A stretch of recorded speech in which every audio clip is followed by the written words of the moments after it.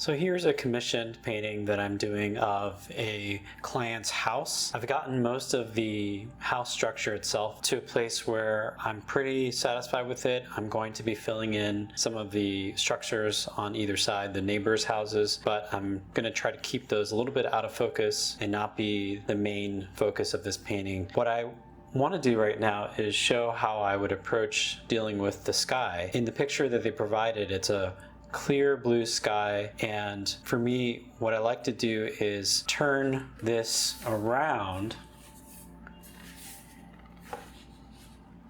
and basically protect the central part of the painting by turning it upside down, and my desk, which is slanted towards me, will actually allow me to control the water, and I'll know that the water is always going to flow downwards towards me, and that way it won't ruin the house. So now my next task here is to wet the areas that I'm going to paint blue.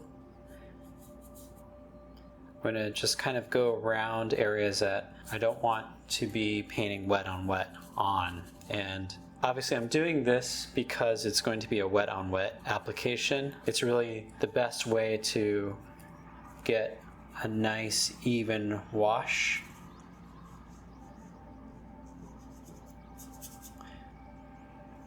And I'm going to just try to leave some sky holes, places where the sky is showing through.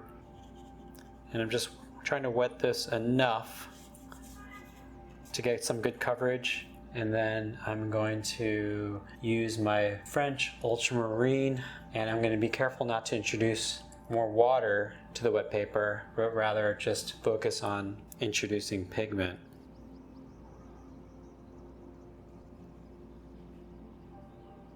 And it's okay if it's not exact, because all these places where the sky meets certain edges, like the trees, can actually just be very soft, and actually I can overlap with the penciled in outlines of the trees, because ultimately I'm going to be covering up those parts of the sky with the edges of the trees anyway.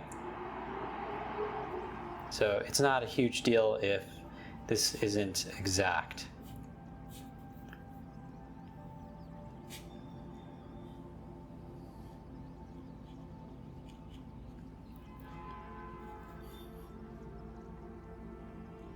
Putting some sky holes in here. A tree is going to be here. I'm going to put more sky holes here. Again, it's a little tricky because I'm painting upside down. Alright, so I think that's a good wash for the sky, and I'm going to let that sit and dry so there's no chance of any of the color actually falling down. If I turn this over right side up, it might bleed onto the house, although it's probably not going to happen. But yeah, so that's how I would handle the sky in a scene where I've already painted most of the structures